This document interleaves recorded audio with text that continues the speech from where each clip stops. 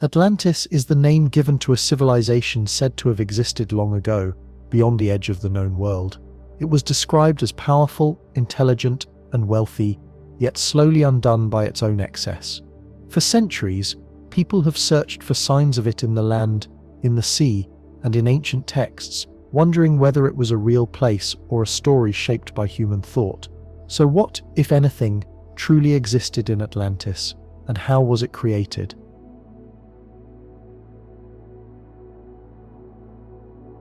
Atlantis first appears in Plato's dialogues Timaeus and Critias, where a vanished island sits beyond the Pillars of Hercules and stands as a beacon of power now sunk into the sea. In Timaeus, a careful stranger speaks of a civilization once noble in scale, harmonious in its laws, and capable of great feats of engineering and military reach, a city that rose to a height of magnificence and then fell into a sudden silence. In Critias, the voice shifts toward memory and chronology, recounting a timeline that places Atlantis far back in time, thousands of years before the age in which Solon traveled, and it is in that distance that the tale acquires its weight. The island is described as imposing in size, a platform of prosperity supported by a complex system of canals, walls, and organized urban design, a place where luxury and hubris seem to have walked hand in hand. Yet the account remains a narrative woven with careful caution, as if the speaker fears overstepping the bounds of memory and entering the realm of myth. The story of Atlantis has captivated human imagination for thousands of years, slipping across the borders between history and allegory, between a map and a dream. It has traveled through libraries, lectures halls, and coffee houses, shaping conversations about what constitutes a civilization, what kinds of power can endure, and what kinds of peril accompany exceptional achievement. The idea of a grand sea-borne empire that once commanded the Atlantic and then vanished into the depths invites not only questions about geography, but also about the fragility of human achievement. Across eras and cultures, people have found in Atlantis a mirror for their own anxieties and aspirations, the lure of technological prowess, the warning of pride before the fall, the hope that a past so radiant could still illuminate the present, if only we listen closely enough. Our approach to exploring Atlantis will be careful and methodical, a calm synthesis of textual study and scientific inquiry. We will trace the steps from Plato's words to the broad field of scholarly debate, weighing ancient descriptions against what can be observed in the natural world. We will look at Egyptian records and the tradition that Solon carried with him knowledge of an older civilization, listening for echoes and retellings that travel across time as weathered stones travel through water.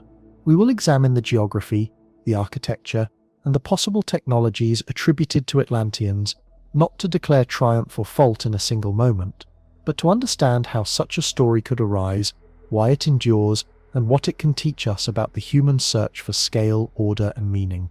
Relaxation and focus will accompany our inquiry, not as an escape from the facts, but as a way to attend to them more clearly.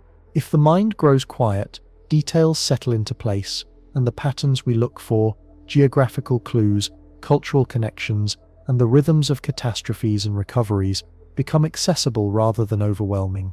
We will hold the tension between the allure of myth and the discipline of science with a steady rhythm, allowing the mind to wander gently through questions that have no final conclusions, only evolving interpretations and new lines of evidence. In this way, the journey into the lost city begins not with certainty but with a patient curiosity that invites a deeper, calmer listening to the past.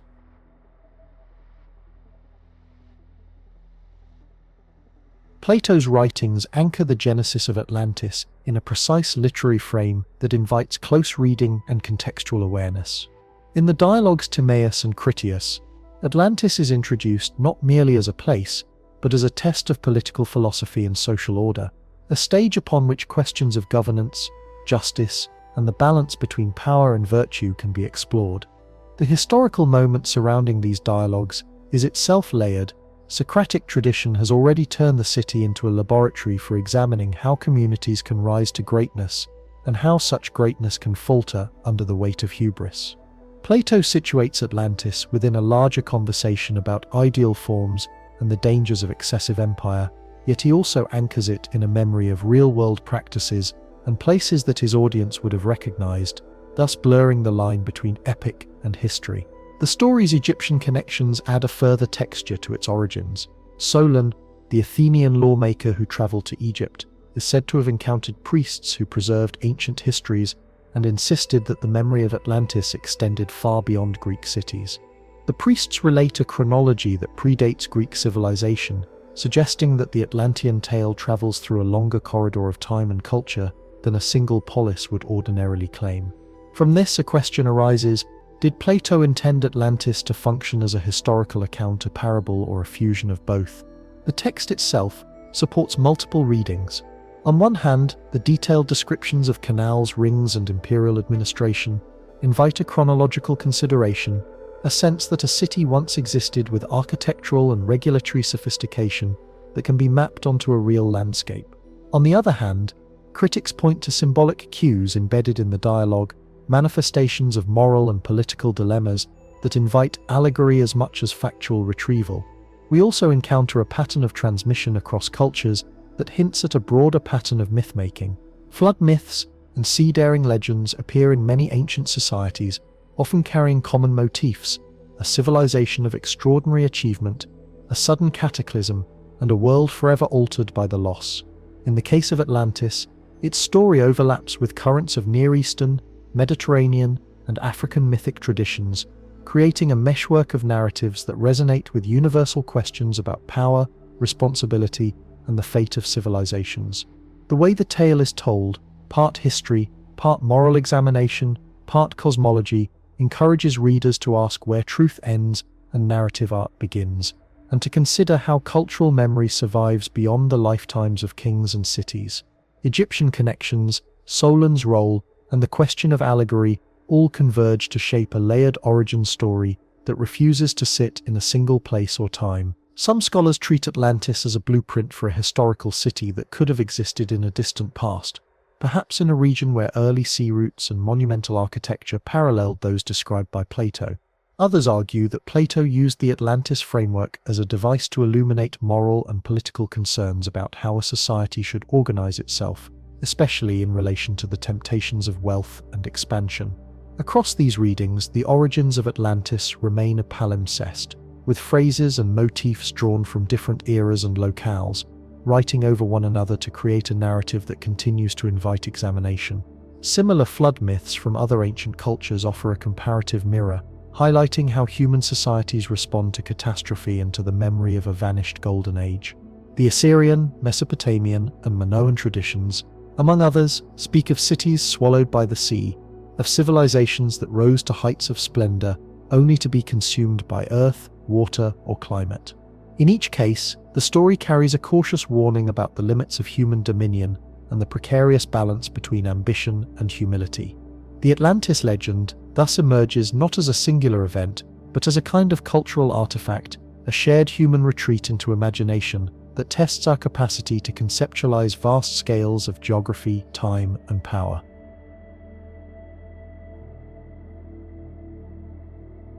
Plato's narrative offers a geography that is precise enough to spark debate, yet elusive enough to remain open to interpretation. The island sits beyond the Pillars of Hercules, a phrase that has spurred centuries of discussion about where, exactly, the boundaries lie. Some readers imagine a location in the Atlantic proper, where a ringed city could have stood on a central plain surrounded by tidal channels and encircling waterworks. Others look toward the Mediterranean, cooler in climate and closer to the Greek world, where geological features and ancient seafaring routes might have left traces that resemble a faint blueprint of Plato's plan. The exact placement remains contested, but the features Plato emphasizes are clear: a capital city set on an expansive, flat archipelago, organized around concentric rings separated by canals, with a central landmass connected to the outer rings by a system of bridges and causeways. The rings themselves form a distinctive architectural logic, a segmented topology that produces a controlled flow of water, movement, and access. In some passages, the city is described as having a central hub surrounded by successive rings of land and sea, a design that would have required meticulous civil engineering and a sophisticated water management system. The canals, a kind of arterial network, would have permitted both transportation and agricultural irrigation, shaping a city that could sustain large populations and dense urban life. The sheer scale of such an undertaking hints at organizational capacity and resource wealth, but it also raises practical questions. How could a society muster the manpower, the materials, and the technical know-how to execute such a plan? How would the rings affect climate, drainage, and daily life for those who inhabited them? Turning from the poetic to the practical, we examine the island's supposed size and natural resources. The narrative suggests a landmass large enough to accommodate grand palaces, sacred precincts, and ceremonial complexes within its rings, a place where agricultural terraces and port facilities might coexist with public squares and temples.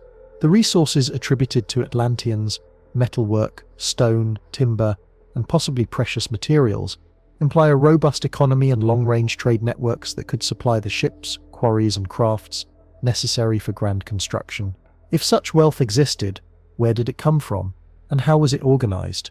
The geography invites speculation about trade routes that could link the island to distant regions, perhaps along routes that use the inland seas or coastal corridors to move goods, ideas, and people. Geologists and archaeologists have considered possible real-world locations that could resemble Plato's plan. Candidates are evaluated for their alignment with the ringed layout, the presence of concurrent concentric features, and evidence of past sea level changes that could have shaped coastal configurations. In many cases, researchers look for ancient shorelines and sedimentary patterns that might reflect the transformative power of water over long periods. They examine plate tectonics and subsidence history to weigh whether a once expansive landmass could have been reduced in scale or submerged partially, leaving behind topographical hints for inquiry. The search is not merely about matching a map to a text. It is about reading the geological record as a kind of language, translating rock and sediment into a story about water, time, and human agency. In evaluating the geography, we also weigh the plausibility of natural processes that could have altered or erased such a city. Tsunamis, earthquakes, volcanic activity, and gradual sea level rise are the standard narratives that accompany discussions of Atlantis.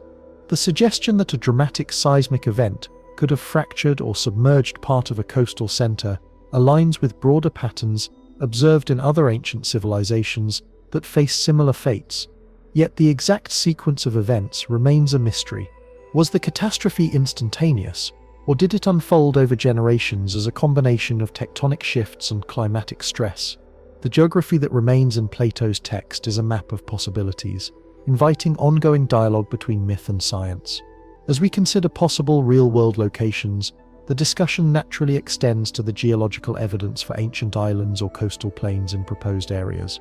In some locales, geological layers reveal fluctuations in sea levels and sedimentary deposits, consistent with rapid inundation events, or gradual uplift and subsidence. In others, the record favors a more placid history of shoreline stability, suggesting that if Atlantis did exist, its location might lie in a zone where changes over centuries could transform a thriving coastal plain into a submerged memory. The exercise is less about pinning a single point on a map than about exploring how human civilizations respond to shifting landscapes and how such shifts become embedded in collective memory. The geography, in this sense, becomes a lens through which to view human creativity and the persistence of a legend that continues to intrigue and inspire.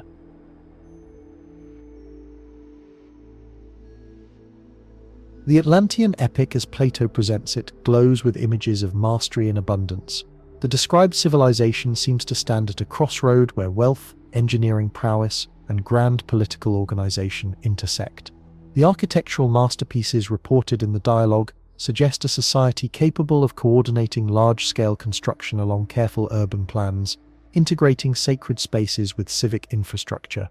The city's physical reality would have required careful planning, significant labor organization, and resource allocation that extended beyond ordinary city life. In such a setting, the aqueducts, harbors, and ceremonial structures would not simply exist as isolated wonders, but would function as components of a well-orchestrated urban system designed to sustain a large, dynamic population. Engineering capabilities attributed to Atlanteans echo a society with a high degree of technical literacy and applied science. The canals and water control infrastructure imply an integrated understanding of hydraulics that would allow for both defense and agriculture, enabling a reliable water supply and disciplined management of flood risk. The fact that the city is described as featuring concentric rings with land and water alternating in a precise choreography, hints at a sophisticated approach to urban design. The rings would create navigable routes and define districts, while the surrounding seawalls and harbour structures would protect commerce and military endeavours. The architectural vocabulary attributed to Atlanteans, the grandiose temples, ceremonial portals and monumental public buildings, speaks of a culture that placed a premium on ritual space and communal memory, and that used monumental forms to communicate power and social order. In terms of social structure and government, the Atlantean model is described as layered and hierarchical, with a central governance that appears to control a broad, perhaps imperial network. The leadership is portrayed as a blend of aristocratic authority and administrative pragmatism, where decisions about resource distribution, military readiness, and urban planning are coordinated through a system designed to maintain harmony and order. This suggests a society that valued collective organization while maintaining a hierarchy that could mobilize labor, expertise, and capital for large-scale undertakings. The alignment of political form with religious and ceremonial life would have reinforced the social fabric, making a sense of shared purpose a defining attribute of daily life. Military power and naval capability appear as complementary forces within the Atlantean story. The maritime emphasis mirrors the island geography and suggests a society that relied on sea control for both defense and commerce. Naval architecture, ship design, and the capacity to project force across the surrounding waters would require specialized knowledge and continuous innovation, as would the logistics of sustaining a dominant fleet. The availability of metals, stone, timber, and other strategic resources would shape the economy around heavy industry and skilled crafts, enabling a culture to sustain the material demands of defense and prestige. The description of Atlantean culture also points to a vibrant artistic life, with a decorative repertoire that would reflect a cosmopolitan exchange of ideas, materials, and aesthetics across long distances. Cultural and artistic achievements are likewise presented as elements of a mature civilization that seeks to express its grandeur through monuments, sculpture, inscriptions, and other creative expressions. The artistic ambitions implied by the temple ensembles, ceremonial practices, and public art suggest a civilization that used beauty to reinforce moral and political ideals, as well as to communicate its power to both its own citizens and its neighbors. In this framing, Atlantean culture emerges as a complex, multi-dimensional society, one capable of blending technical mastery with spiritual and civic purpose, weaving together the practical and the symbolic in ways that would leave a lasting imprint on the imagination.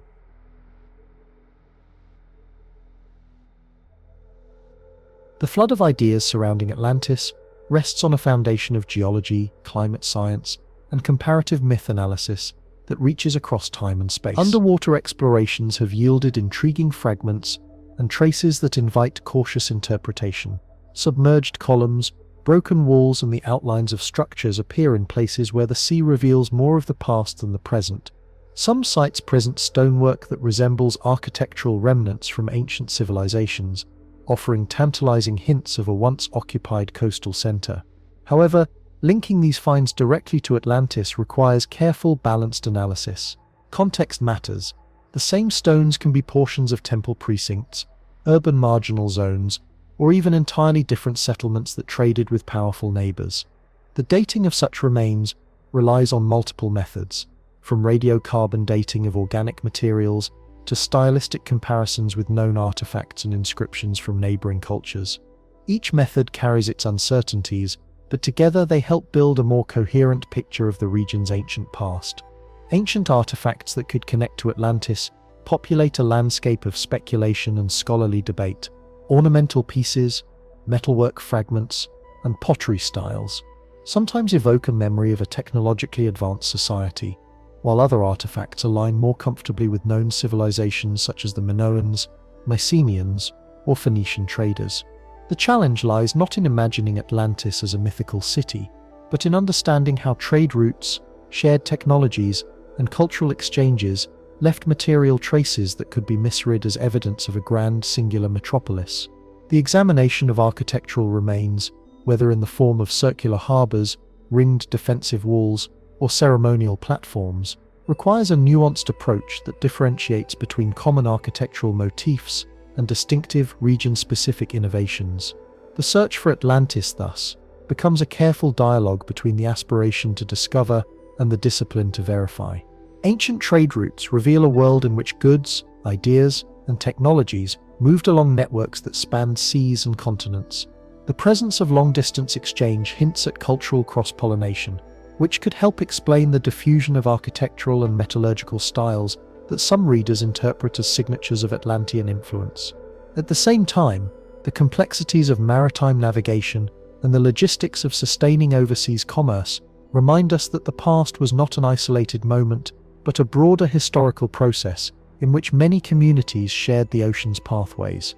The scientific dating methods applied to artifacts and features under study provide important context. While they may not confirm the existence of Atlantis as Plato described it, they offer a rigorous framework for understanding how the landscape and its communities evolved over centuries. In this way, the material record helps orient scholarly speculation, ensuring that the conversation remains anchored in what can be observed, measured, and compared across different sites and cultures.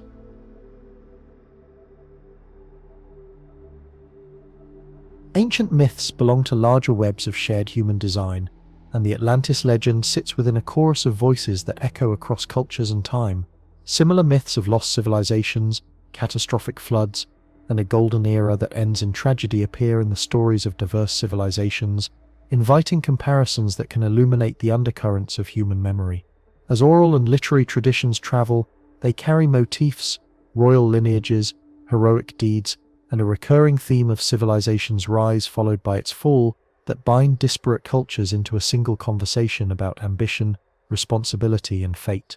The cross-cultural resonance of Atlantis raises questions about how civilizations conceive time, progress, and the moral limits of power, suggesting that the legend reflects a shared human interest in the durability and vulnerability of complex societies. Architectural styles across ancient civilizations reveal surprising comparabilities that invite reflection on cultural exchange and adaptation. From monumental temples to the careful alignment of city planning with religious and cosmological symbolism, many societies built public spaces that functioned as both social hubs and expressions of collective identity. The exchange of ideas and techniques, whether through trade, conquest, or migration, produced architectural repertoires that could be interpreted as shared language in stone and space. The Atlantis narrative, when viewed against this broader canvas, presents a case study in how a civilization's outward magnificence can become the subject of memory and myth, a symbol that travels through cultures and reappears in new contexts with each retelling. Linguistic connections between ancient peoples add another layer to the conversation. Words for gods, rulers, and craft professions recur across regions, carrying subtle clues about contact, influence, and shared cultural frameworks.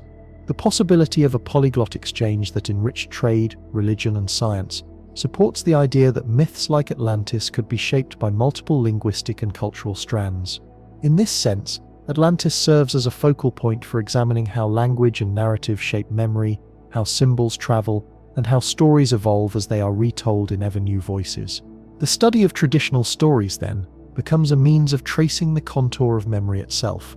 The methods by which societies remember the past and reconfigure it to fit present concerns, not as a mirror of a single moment, but as a living dialogue carried forward through generations.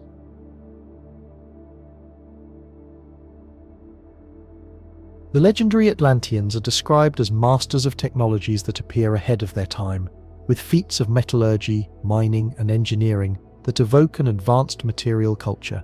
The very idea of concentric rings of land and water implies a sophisticated urban planning technology, one that would require precise surveying, hydraulic engineering, and an integrated approach to infrastructure that connected every district through navigable channels and bridges. The mastery implied by such descriptions invites reflection on how a society organizes, trains, and deploys technical knowledge for large-scale projects and enduring public works. It also suggests a culture that preserved and transmitted specialized know-how across generations, perhaps through formal institutions or apprenticeship systems that supported continuity in construction, maintenance, and innovation. Metallurgy and mining capabilities would be central to sustaining Atlantean power and prestige. The extraction and processing of metals such as copper, tin, bronze, and iron, if present on a grand scale, would require complex supply chains, smelting facilities, and skilled artisans. These resources would enable the production of weaponry, tools, and ceremonial objects that both equip the state and symbolize its strength. The engineering and construction methods attributed to Atlanteans highlight a collaborative ecosystem of architects, engineers, masons, and laborers. The scale of their projects implies mastery of logistics, project management, and organizational structure necessary to align manpower with a large-scale architectural vision. The narrative also hints at advanced navigation and maritime technologies, possibly including shipbuilding, seamanship, and possibly early forms of mapping or hydrographic knowledge that would support long-distance trade and naval power, reinforcing the image of a people who harnessed water itself as a conduit of civilization. In contemplating potential power sources and energy systems, the Atlantean myth invites a speculative look at how energy could be captured and directed to sustain urban life and monumental architecture. While the text itself remains silent on specific technologies such as engines or electrical systems, the imagination of an energy infrastructure that fed public spaces, irrigation networks, and defense mechanisms evokes a science fiction of the ancient world in which science and myth converge. The exercise challenges us to consider how civilizations might conceptualize and harness energy, whether through the careful manipulation of water, wind, or mineral resources, and what such possibilities reveal about the cultural values that prize ingenuity, efficiency, and resilience.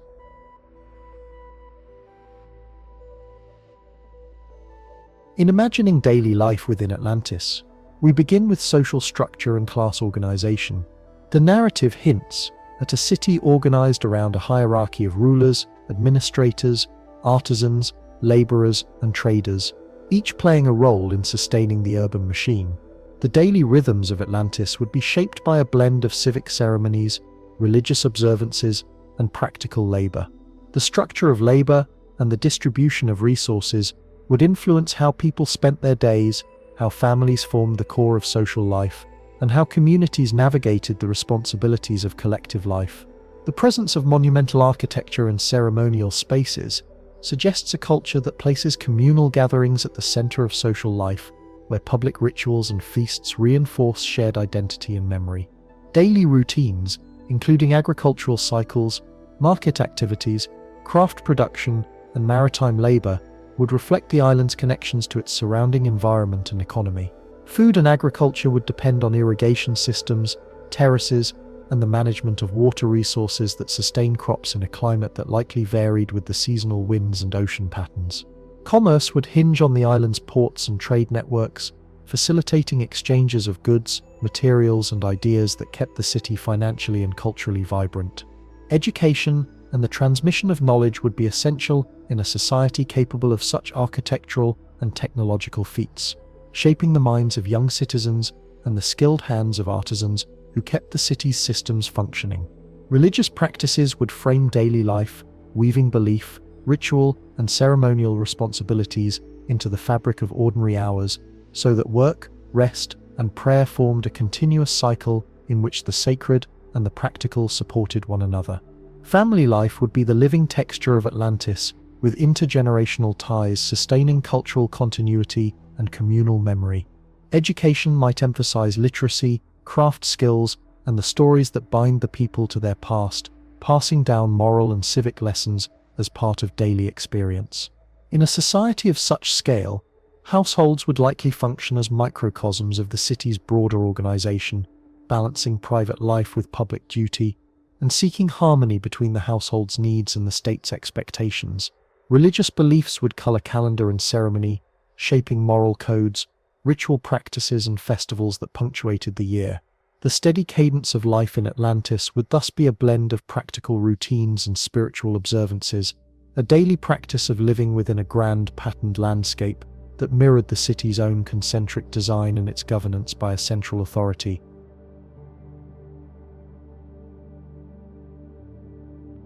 The fall of Atlantis is described not as a single moment, but as a sequence of events unfolding across time, a trajectory that moves from prosperity to decline to catastrophe.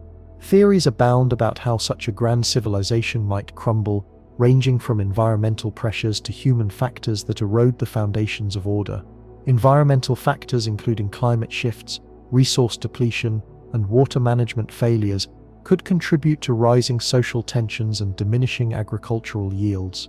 In turn, these pressures might undermine the authority of the ruling class, destabilizing the political system that kept the city together. Natural disasters, earthquakes, tsunamis, and volcanic eruptions could deliver a final, overwhelming blow, erasing the city from visibility and memory in a matter of moments or in a gradual process of erosion and inundation. Human-caused factors, such as overextension of empire, internal corruption, and the overreach of military power, offer another route to the city's downfall. When a society pursues growth without sustainable checks, the costs of defense, administration, and infrastructure can become unsustainable, fueling cycles of debt, unrest, and factional conflict. The timeline of events, as rendered by the narrative, suggests a gradual unraveling rather than a sudden collapse, with signs that may be read in the weakening of public institutions, the failure of critical systems, and the loss of faith in leaders who once guided the nation with confidence. Survivor accounts and migration theories add further texture to the story. If people escaped the catastrophe, they carried with them fragments of knowledge, cultural memory, and potentially seeds of new communities, spreading the essence of Atlantean identity across regions and centuries. In examining different timelines, we consider how the fall might align with broader historical patterns, where rapid shifts occur in response to a confluence of environmental stress and political challenge. The balance between prosperity and vulnerability appears repeatedly in the annals of distant civilizations, where wealth and complexity become magnets for both innovation and risk.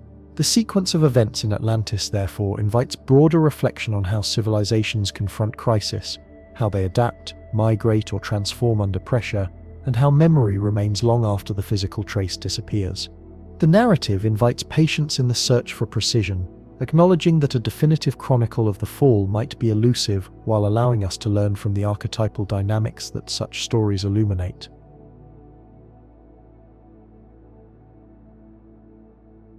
The present moment of Atlantis scholarship is shaped by a convergence of traditional philology, archaeology, geology, and cutting-edge technology. Current archaeological expeditions deploy a suite of methods to detect and interpret underwater and terrestrial remains that could contextualize the Atlantis legend within a broader historical landscape. The use of satellite imagery, sonar scanning, and advanced underwater mapping enables researchers to survey vast areas with unprecedented precision, revealing patterns and anomalies that might previously have gone unnoticed. These procedures, when integrated with careful stratigraphic analysis and dating techniques, can piece together a clearer chronology for coastal settlements and their transformations over time. DNA studies add a new dimension to migration and population history, offering clues about how populations moved and mixed in ancient seas and land corridors. The genetic data, analyzed with rigorous statistical methods, can illuminate paths of exchange and contact, helping to distinguish local development from long-distance interaction that might echo the currents of Atlantis's legendary reach. Geological dating and paleo-environmental reconstruction help place human activity within the context of climate and sea level history, clarifying the environmental stage on which these ancient dramas unfolded. Satellite and geophysical methods, meanwhile, enable researchers to identify anomalies in the seafloor, ancient harbor basins, and submerged structures that could corroborate textual descriptions or prompt new hypotheses about geography and technology in the ancient world. The outcome of these modern practices is not a single pronouncement, but a continually evolving picture, refined by evidence, tempered by doubt, and guided by a disciplined skepticism that keeps the science honest. New technologies, including machine learning applications in artifact classification and predictive modeling of site formation processes, contribute to an era of historical research that looks both broad and deeply precise. The capacity to integrate diverse data streams, textual sources, material culture, underwater acoustics, and climate proxies allows scholars to explore Atlantis with a multidisciplinary clarity that would have been unthinkable a generation ago. The result is a research climate that honors the myth as a cultural phenomenon, while pursuing verifiable anchors in evidence, enabling a more nuanced, balanced discourse about what Atlantis could have meant to ancient people, what it might mean to us today, and what questions remain along the shoreline between myth and history.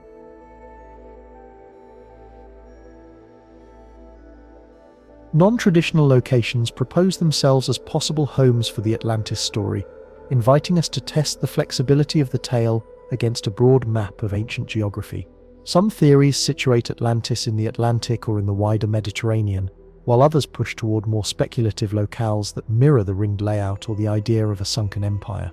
Each alternative location provides a unique lens for examining the exchange of ideas and the ways in which memory selects landscapes that suit its moral purpose. The exercise encourages us to maintain a balance between imagination and evidence, allowing creative possibilities to coexist with careful scrutiny. In this way, the conversation remains alive without losing its anchor in method. Alternative time periods also appear in scholarly debate.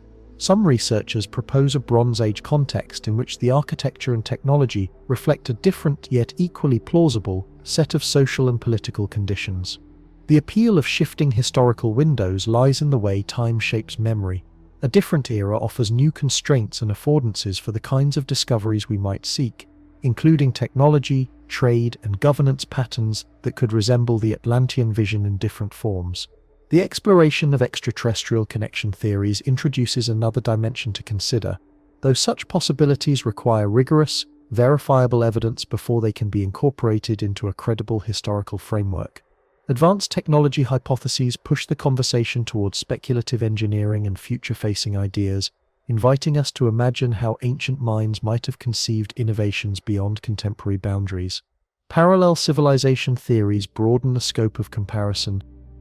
A hush settles over the seabed as a shoreline of stone rises from the blue, a scatter of columns and staircases that have known only the patient work of salt and time. In the quiet of deep water, the way a city breathes becomes visible to the eye in the way light splits through water, a slow, deliberate scattering that makes every edge glow with a mineral radiance. The ruins are not just relics, but a ledger of a life that once moved through corridors of ambition, trade, and ritual, then yielded to the sea as a verdict. A verdict not delivered with thunder, but with the patient insistence of waves beating against stone until the form yields to the sea's memory. This is where evidence and dream collide, not in a courtroom where judges weigh the facts, but in the intimate space where divers carve through darkness and the mind tries to reconstruct a skyline from pillars that still stand as if listening for a voice from a distant harbor. To move through the submerged avenues is to travel through an archive written in dented bronze and chipped marble, a language of everyday use that survives better than the grandiose inscriptions that once shouted across public squares. The artifacts lie in layered arrangements that tell a story of a city not only of wealth and taste but of systems. Warehouses stacked with amphorae, their handles broken but their seals still claiming a date. A ledger of exchange that stretches back to distant shores. A calendar of voyages that mapped trade winds as carefully as astronomers mapped stars. Yet the true drama of Atlantis as a place is not solely in its material abundance, but in the social choreography that allowed such abundance to flourish. The urban fabric, lanes of foot traffic at the edge of terraces cut into the living rock, stairways that lead from one level of life to another, speaks of a city organized around channels of movement and exchange, of decision-making that required collective timing, of rituals that needed public space to live beyond private dwelling. And then there is the silence that follows, the sound the sea makes when it has finished repeating its lessons and moves on to other shapes of memory. In this silence, the mind moves from the particulars of stones to the larger questions that haunt the legend. What is a civilization's measure when the ground beneath it shifts in a way that cannot be negotiated by politics alone? How do a people calibrate risk when their calendar is not only a ledger of harvests, but a scale of possible futures that can abruptly tilt toward collapse? The sea, with its insistence on eroding every claim to permanence, becomes a teacher in reverse, a tutor that asks for humility by taking away what humans have trusted most: dry ground, a solid map, a predictable horizon. And yet, the longer one studies the ruins, the more becomes evident the stubborn human impulse to convert tragedy into meaning, to render a disaster into a parable that can be carried forward as a form of protection for those who come after. The scientific work that surrounds the Atlantis question moves with a patient tempo, a rhythm that mirrors the sea itself, slow and inexorable. In the best field reports, there is a careful balance between awe and restraint, between the impulse to declare a definitive answer and the discipline to acknowledge plausible narratives that do not claim certainty. When sonar pings first met the sea floor here, The deeper picture did not instantly yield a single city, but a field of irregularities that resembled in places the remnants of floodwater and in others the precise geometry of human construction. Engineers mapped the topography with the same care a cartographer uses to lay out a continent, and yet the map is never just a map. It is a suggestion of a possible human imprint upon a period when sea routes shaped not only economies but ideas about who belongs to the world and who governs its passage. The tidal rhythms that couple with the diggings of archaeologists create a continuous thread between geology and memory, the ground telling stories through sediment layers, while the people who study them interpret what those layers might imply about social organization, craft economies, and political authority. In this ongoing dialogue, the question of Atlantis shifts from a single clue to a constellation of elements that overlap, yet resist a final synthesis. There are signs that may align with familiar patterns: maritime societies that rise on the perch of a favorable coast, a political center that commands prestige through monumental building, a calendar of religious and civic practices that anchors a city in a shared time. There are also signs that push against easy identification. The extraordinary endurance of some elements of Minoan art and engineering appears in separate places at different times. The geographic frame, whether in the Aegean, the Atlantic, or the edges of a continental shelf, remains unsettled, a chalk line that never quite settles into a firm coastline on the map of memory. And so the narrative expands beyond the one city imagined by Plato into a larger meditation on how civilizations imagine themselves in relation to the sea. The sea becomes a mirror for human risk, a reminder that power has a shoreline, and every shoreline carries a history of decisions made under pressure, some prudent, some reckless, all of them inseparable from the water that defines the space of possibility. The most persuasive of the modern stories about Atlantis are not the ones that pretend to locate a precise city with a fixed address, but the ones that illuminate how myth and science braid together. The tale becomes a map not of a place but of a shared human need, the need to name what happened to civilizations that overreach, to locate a boundary where innovation brushes up against vulnerability, and to imagine that out of catastrophe could emerge a wiser architecture for living. In this sense, Atlantis is less a geographical discovery and more a narrative instrument, a way to test our own capacity for humility in the face of forces larger than a single polity or a single empire. When scholars speak of a possible connection to the brighter arc of Bronze Age civilizations, they do so not to imprison the myth in a single time, but to unlock an understanding of how connectivity, risk, and resilience operate across generations. The submerged ruins become a case study in the fragility and resilience of memory, the way communities remember, forget, and reconstruct in the wake of catastrophe, and the way future generations learn to listen to the sea when the sounds of the present fail to explain the past. This is where the investigation meets the human thread that runs through every sea story. The people who tell and retell the tale, who bring to the surface not only artifacts but the questions that give those artifacts life. Divers, diver archaeologists, geologists, and radiocarbon specialists arrive with their tools and their trained eyes, and they encounter a landscape that is at once familiar and unfamiliar. The familiar part is the logic of a city, the division of space into places for living, for trading, for religious assembly, for public display of wealth. The unfamiliar is the way the site resists a tidy categorization. There is no single stairway to a temple, no one boulevard that neatly binds the harbor to the granaries, no linear timeline that permits a single plot to unfold without contradiction.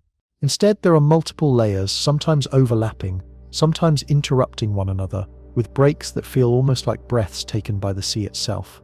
The archaeologist's task becomes a practice of listening, of allowing the traces of past human intention to reveal their own logic rather than imposing a contemporary framework onto them. The result is a narrative that refuses to be satisfied by a single verdict and invites the audience to inhabit the uncertainty that makes ancient cities, mythic or real, so compelling. When the fieldwork raises questions that cannot be answered by artifacts alone, the discourse expands into the realm of interdisciplinary inquiry. Climate science enters as a chorus, offering scenarios for sea level changes, regional tectonic shifts, and the role of natural disasters in reconfiguring coastlines. Oceanography adds a layer of understanding about currents, salinity, and the way underwater landscapes shape and headwind the flow of trade and culture. Anthropology contributes a broader lens on ritual life, social hierarchy, and the daily routines that sustained a metropolis even as it faced external pressures.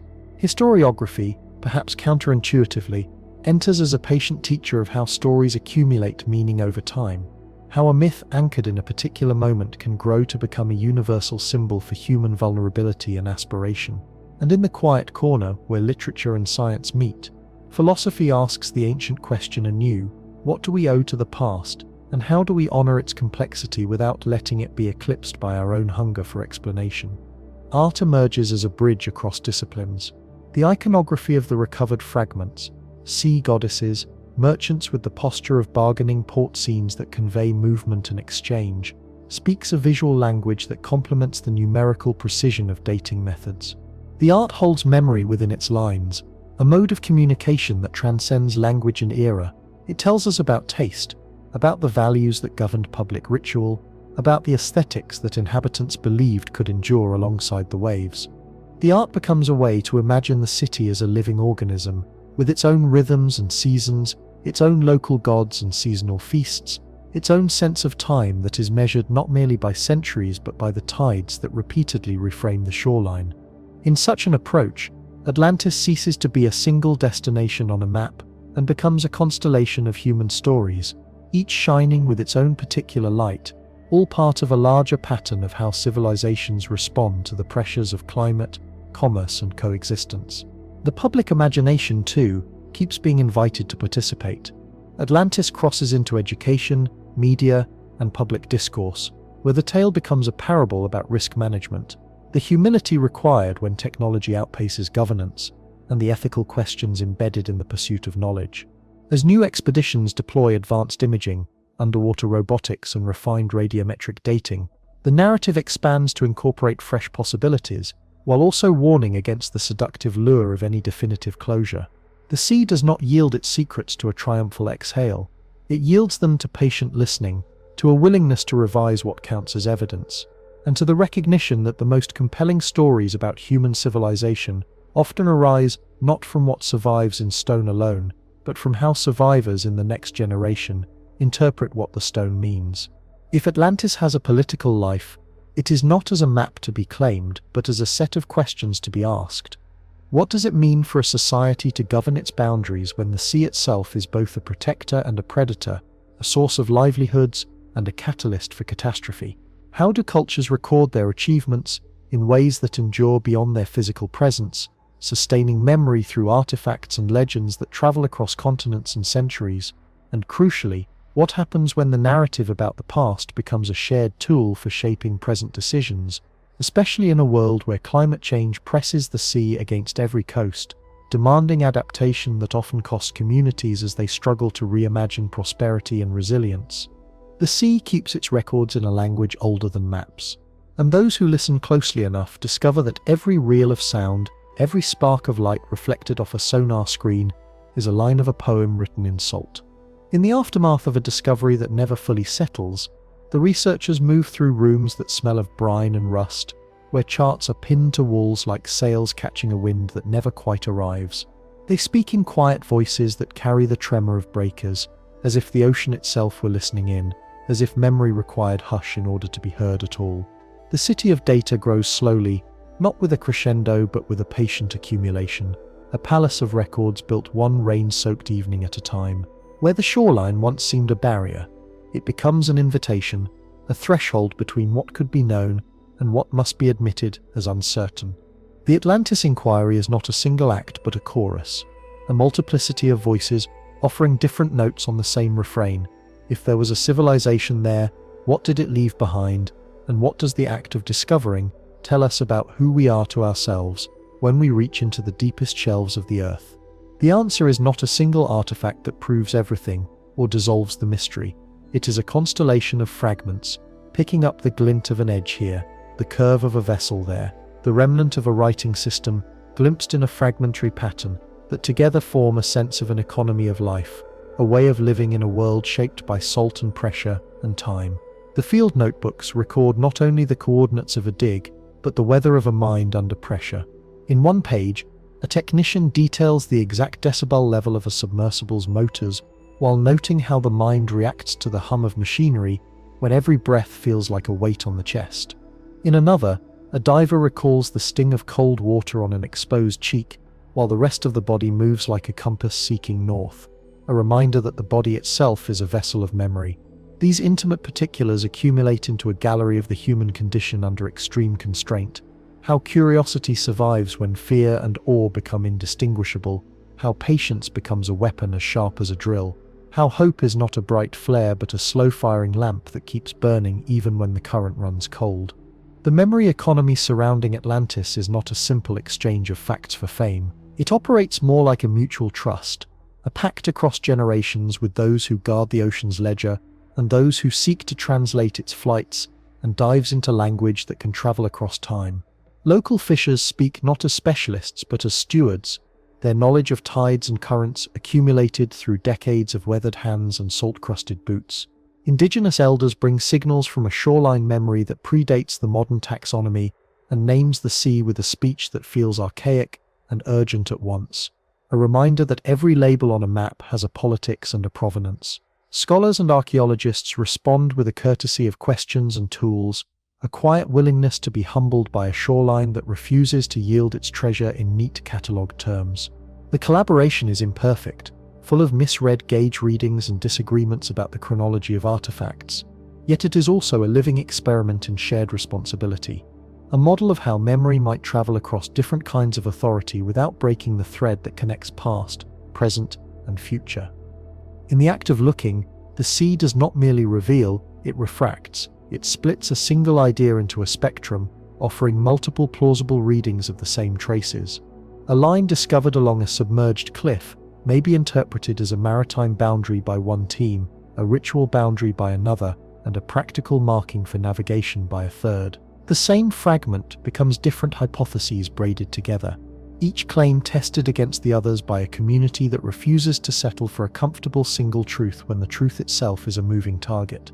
The narrative becomes less about a city that disappeared and more about the discipline that keeps the city from dissolving into rumor.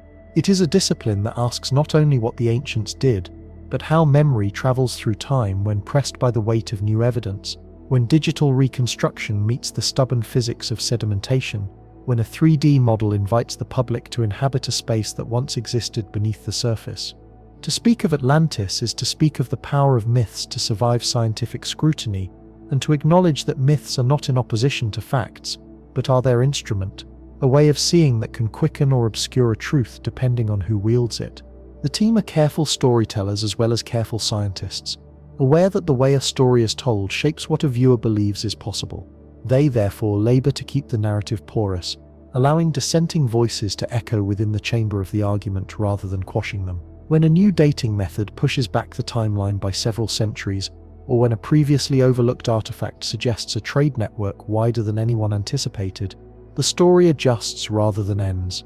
The sea rewards such humility with a more nuanced map, not a single narrative of conquest, but a networked map of exchange, of ideas traveling by currents as surely as copper and pottery, of beliefs and technologies, migrating like schools of fish through a vast interconnected ocean of cultures.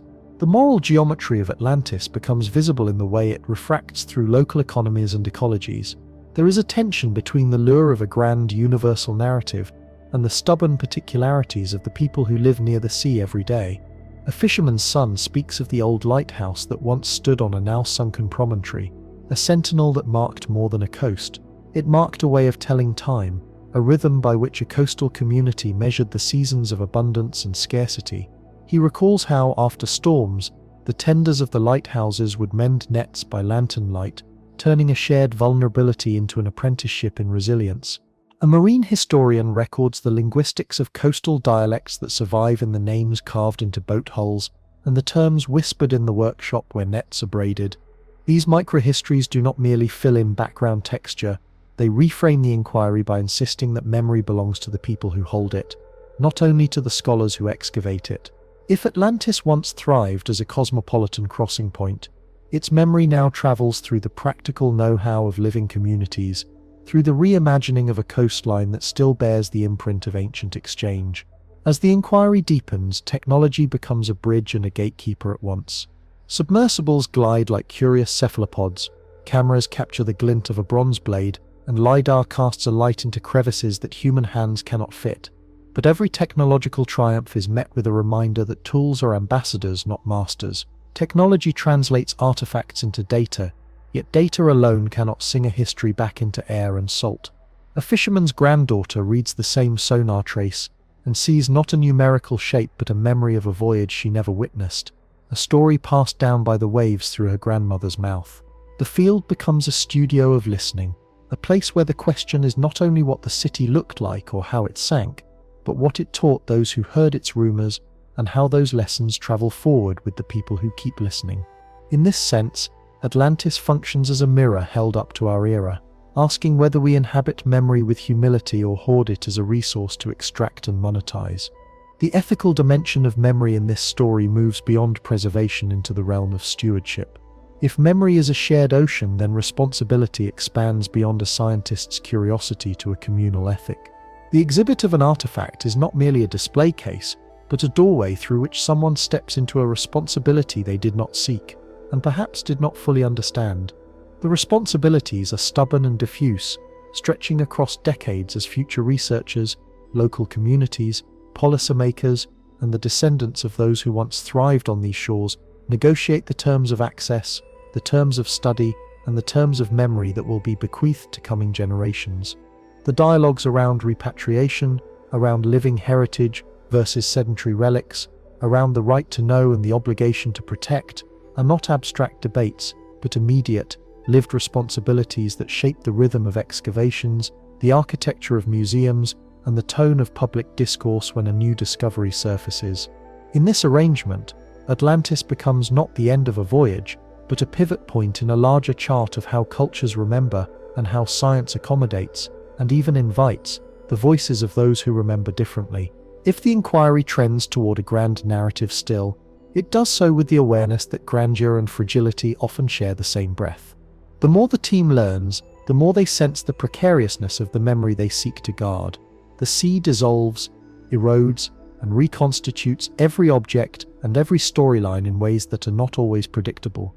A ceramic shard may reveal a network of trade routes that spans entire seas, yet a later storm might scatter a shoreline's memory into a pile of indifferent pebbles that whisper only to patient, persistent listeners. The researchers learn to accept this oscillation between revelation and erosion as part of the truth-telling craft. They cultivate a discipline of reverence, a refusal to reduce a city to a single symbol, and a practice of narrative honesty that acknowledges what cannot yet be named with confidence. This humility is not a concession but a form of intellectual bravery, a readiness to live with ambiguity while continuing to pursue the near-impossible task of aligning the textures of memory with the grain of evidence. There is a daily cadence to the work that is as telling as any artifact recovered. The dawn light slides across the water, turning the surface into a threadbare mirror that hints at the possible shape of the day's dig, the possible form of a new interpretation. The teams assemble, not to declare victory but to listen for discordant notes that may signal an alternate history waiting to be heard. Lunch conversations drift from the physics of sediment to the poetry of shipwrecks, from the chemistry of corrosion to the ethics of documenting human failure and triumph alike.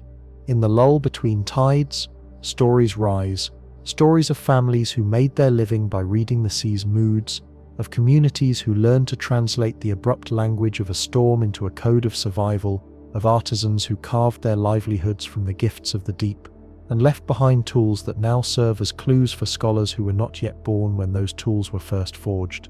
These stories do not merely accompany the science, they are the science in human form, the way memory becomes material through acts of care, curation, and shared responsibility.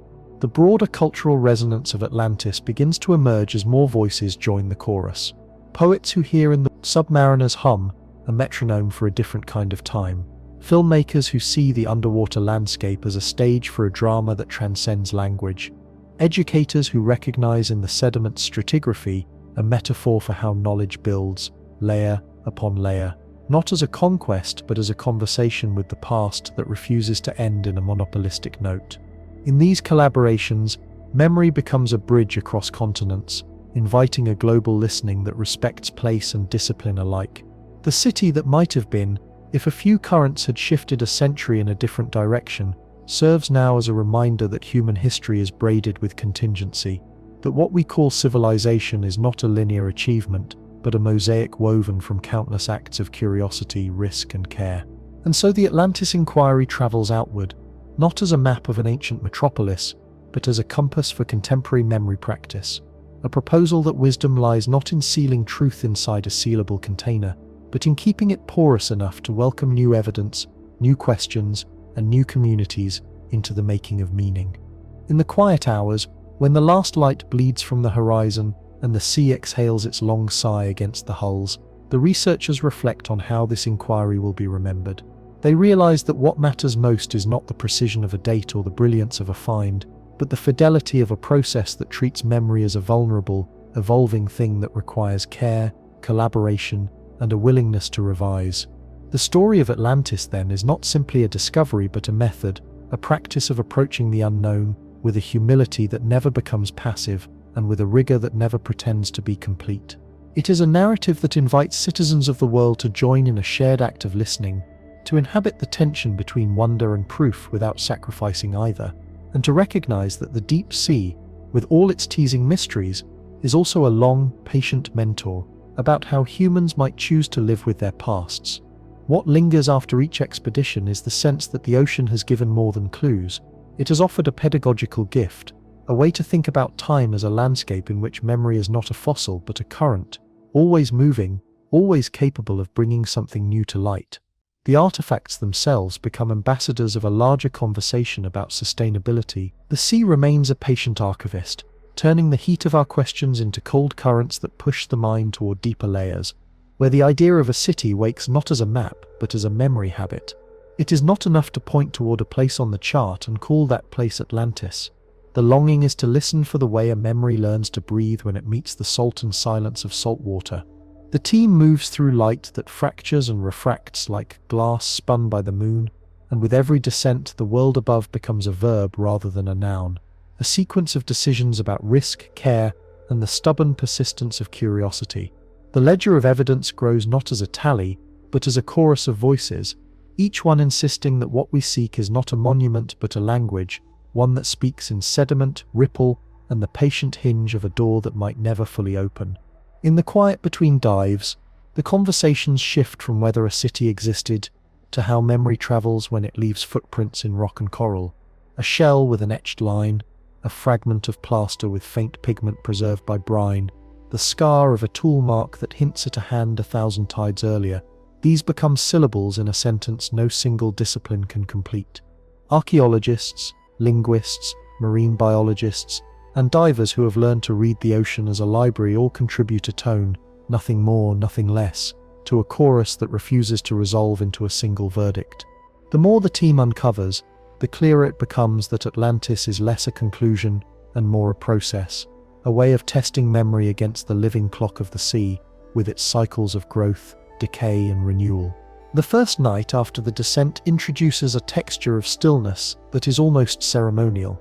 The wreckage site, a grid of columns encrusted with barnacles and algae, feels less like a ruin than a conversation piece placed in the middle of an immense, indifferent park. The divers float above it as if in a cathedral nave, the water around them humming with the engine of a distant drift current. When a piece of debris shifts under the weight of a careful fingertip, the room brightens momentarily with a microglow from a startled bioluminescent organism, and for a heartbeat the entire frame of the story tightens, as if the city itself exhaled. The moment is not about what is seen so much as what the absence of visibility implies, that memory requires context, and context is often a matter of where you stand, who you trust to translate the signs, and how you learn to listen to the gaps between the signs. The newly discovered evidence testifies to a more complex interaction between sea and civilization than a simple narrative of rise and fall might allow. There are orientations now, not just ruins. A corridor line here, a doorway hint there, a shaded terrace carved into the slope of a seamount, all pointing toward a site that was not a single city footprint, but a consortium of platforms, channels, and shared spaces. The architecture seems adaptive, modular, a pattern that responds to shifting currents and changing sea levels, a logic of survival rather than conquest. The researchers speak in metrics and motives at the same time, and the dual cadence reveals how memory becomes legible only when both are allowed to speak.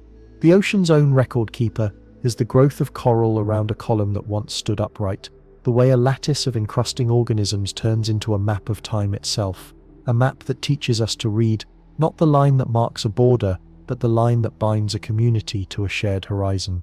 There is a good deal of listening involved in this work, and listening, as the old storytellers insisted, is a form of humility. It requires stepping back from a favoured hypothesis and letting the water decide, even when the decision is to be stubborn about uncertainty. The collaboration that has formed around the Atlantis project is not built on the premise that the truth will be neat and singular. It is built on the premise that truth will emerge through conversation that is patient, contested, and inclusive. When a local fisherman offers a memory, an anecdote about a storm that altered the coastline decades ago, a whispered tale of a submerged ridge that might once have supported a structure, the team treats the anecdote not as a distraction but as a thread that could braid disparate strands of evidence into a more coherent weave. Memory, in this sense, is not inert. It travels, it nods to other memories, and in its movement it transforms what we thought we knew about the past into a shared project of interpretation. A particularly compelling piece of evidence concerns the way light behaves at the depth of the site. The sun's rays, filtered through thousands of meters of water, arrive with a blue-green tint that makes objects glow in a manner both eerie and beautiful.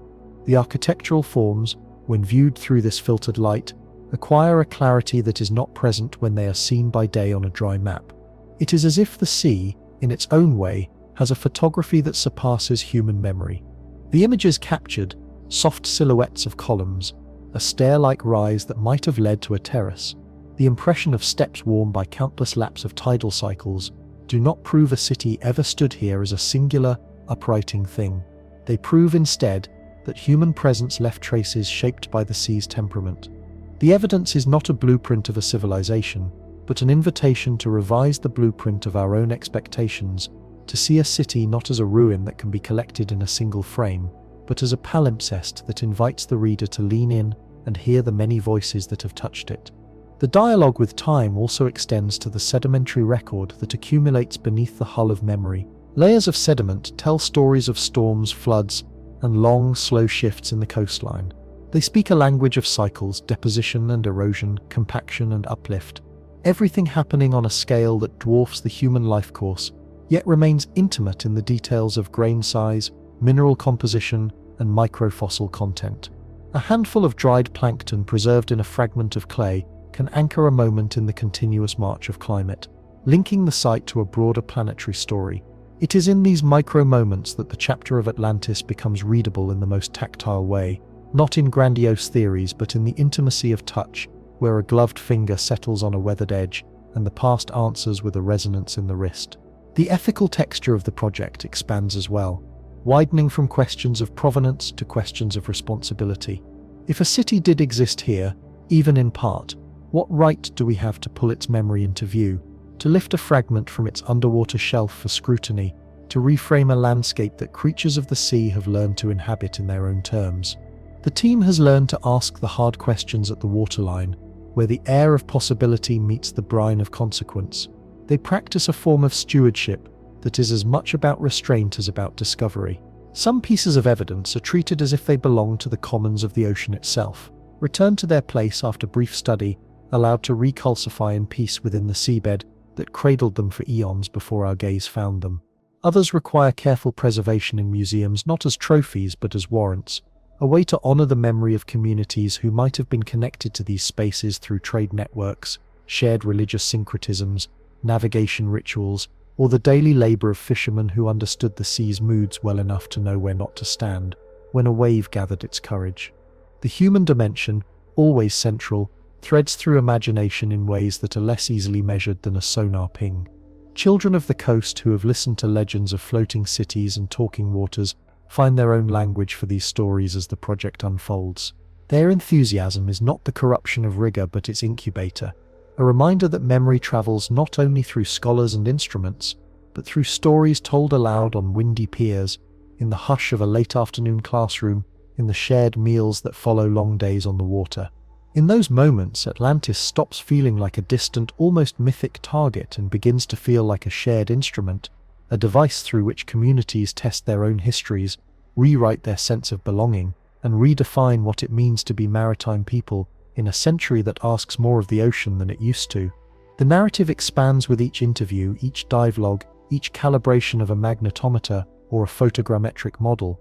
A field notebook, once a page of terse measurements, grows into a map of memory as the margins fill with sketches, phrases in a language not native to any one culture, and a chorus of annotations from scientists who have learned to speak softly about uncertainty. The multilingual quality of the project. Scientists who speak the language of basalt and corrosion, historians who translate cycles of myth into social memory, divers who translate the weight of the water into a decision about whether to descend again becomes its strength. It is not a matter of consensus as much as a practice of listening to different tempos, of allowing the evidence to arrive at its own rhythm, even when that rhythm resists easy alignment. The end result is not a single verdict about Atlantis, but a richer map of how memory is curated, contested, and ultimately returned to the sea as a responsibility rather than a possession. To illustrate, consider a moment when a new pattern emerges from a routine survey. A corridor seen not as a straight line but as a braided channel. One path dampened by silt, another luminous with mineral streaks, appears to be a conduit for water flow rather than only a passage for people. This distinction matters because it reframes the site as a living infrastructure, a nautical microcosm that reveals how ancient builders might have negotiated risk, weather, and water. If the corridor was designed to synchronize the activity of many small rooms into a stable, elevated platform, then the hydraulic logic of the site becomes a narrative about communal resilience, rather than solitary ambition. Such realizations do not erase mystery, they make it more layered.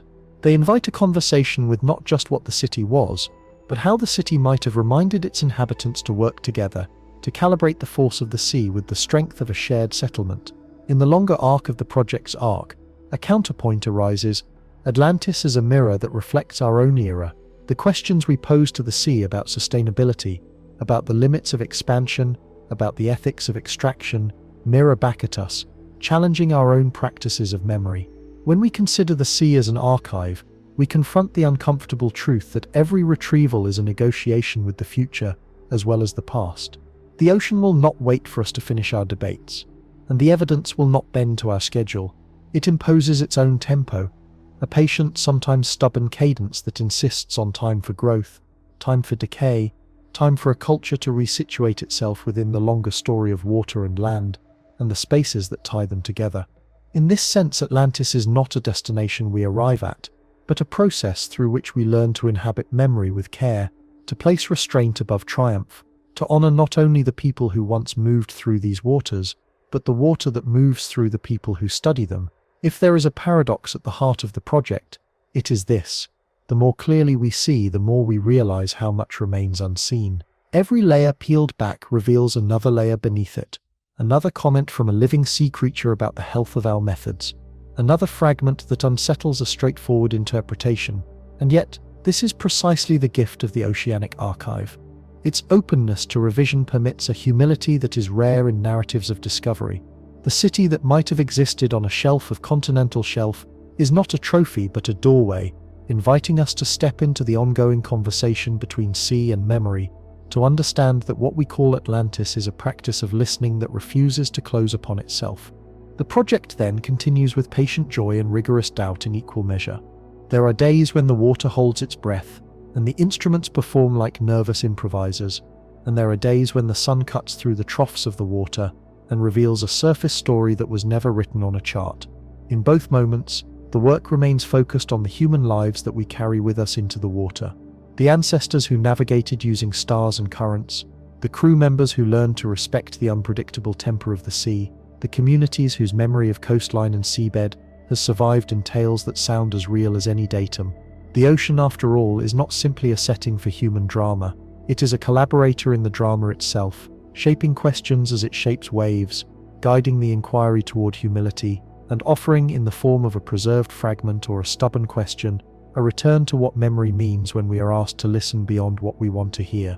And so the narrative does not culminate in a single decisive moment, but unfolds in a sequence of openings like a city seen through a continually shifting tide pool.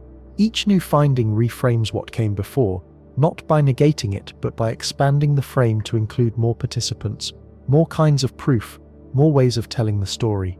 The dialogue grows richer as more voices join a young student who asks a question that collapses a boundary between disciplines, a harbour elder who recalls a sea change in the coastline years before the earliest instruments were turned toward the deep, a translator who helps bridge the language of the shipwrights, who once laboured along similar coasts with the language of modern scientists who map sediment layers with lasers. Together they form a chorus that resists simplification, insisting that a city under the sea is not a riddle to be solved, but a memory to be tended.